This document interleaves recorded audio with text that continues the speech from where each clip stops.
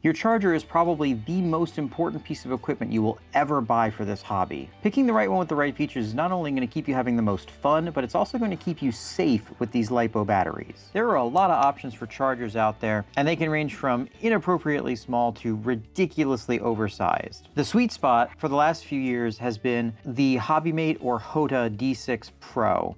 This thing does 200 watts on AC, 100 watts per channel, or more than that if you're just charging a single battery, or if you want to switch over to DC, it can do up to 650 watts total. This has been an awesome, reliable charger. It did have a couple limitations though. One of the biggest ones I found was on AC, it's not really the most powerful charger in the world. And it also had a few quirks to it, like when it was done charging, the cooling fan wouldn't turn off. Even with those limitations, this, in my opinion, has been the best charger for the money. Today though, I'm really excited to introduce to you the new Hota S6. This charger is everything the previous charger was and a lot more. Instead of 200 watts on AC, this thing does 400 watts on AC. Let me briefly explain to you what that means. A lot of chargers you see, especially cheaper chargers, you'll see they'll say, we'll charge 10 amps per channel. Well, that's 10 amps per channel as long as you don't reach its maximum wattage. The maximum wattage is what the charger can actually output.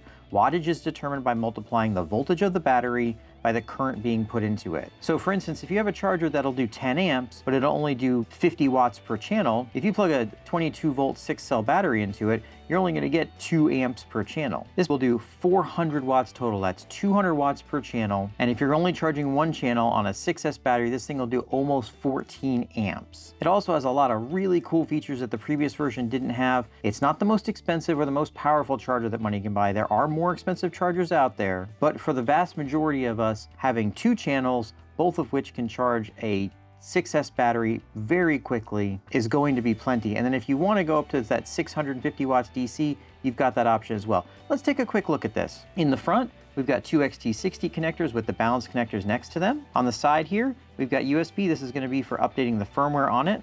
We've got a 2.1 amp 5 volt connection here for charging phones and whatnot, another 2.1 amp 5 volt connection up here, and then this is a really cool new addition. This is a Type-C that'll do power delivery up to 45 watts. That means you can fast charge your cell phone on here, you can charge small laptops. That's a really cool addition.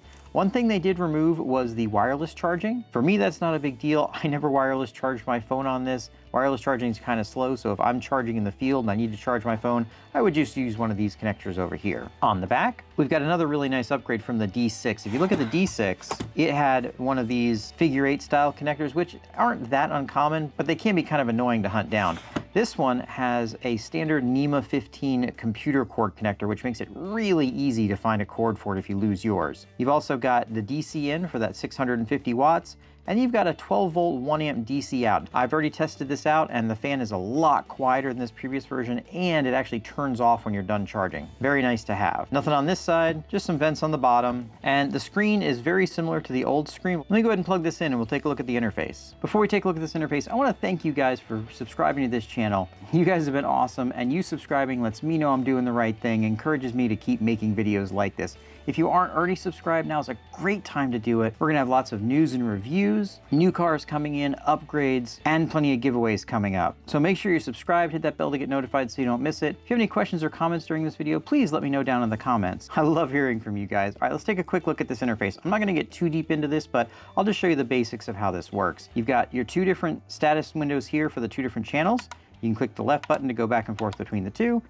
Hit the wheel and you get your task menu. Here's where you can select your different types of tasks: charging, discharging, balance charging, etc. Battery type gives you basically any battery that's ever existed. Cell voltage allows you to choose the ending voltage when you're done charging. Cell count for lithium batteries will automatically be selected, but you always want to verify that, and then you can set it manually for other types. Current setting lets you choose how fast you want to charge the battery. Of course, this will also be limited by the capabilities of the charger, but this charger is powerful enough to charge basically any battery at 1C and a lot of batteries at 2C, assuming your manufacturer of your battery allows for that.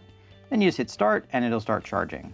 In the main settings here, We've got a ton of different things we can do. We've got different safety timers and maximum capacities. System parameters let you choose language, change the backlight, change the input power, volume, whether or not the completion signal is single or continuous, and a ton of other settings. You're also able to calibrate the channel 1 and channel 2 voltages. Now, I wouldn't suggest messing with this unless you have an already calibrated multimeter that you can check this against. System self-check, which it runs in the beginning every time it turns on, and you can reset to factory settings. And that's about it. This is a pretty simple charger. It does internal resistance while it's charging. It does have the ability to charge 1-cell lipos, which the old charger did not. So if you're doing small quadcopters or something like that, you can charge your little 1-cell batteries without a special balance board. And overall, this is an awesome charger. I've been using this for a little while now, and just like this charger, it's been completely reliable, charges the batteries perfectly every time, and overall, it is a fantastic charger. If you're in the market for a charger, I recommend picking up this Hota S6. Yes, you can spend more money. Yes, you can spend less money, but for the money, I think this is the best charger that you can buy. It's going to be with you for a long time. It'll charge your batteries as fast as you want to. You don't need a separate DC power supply to charge your batteries quickly.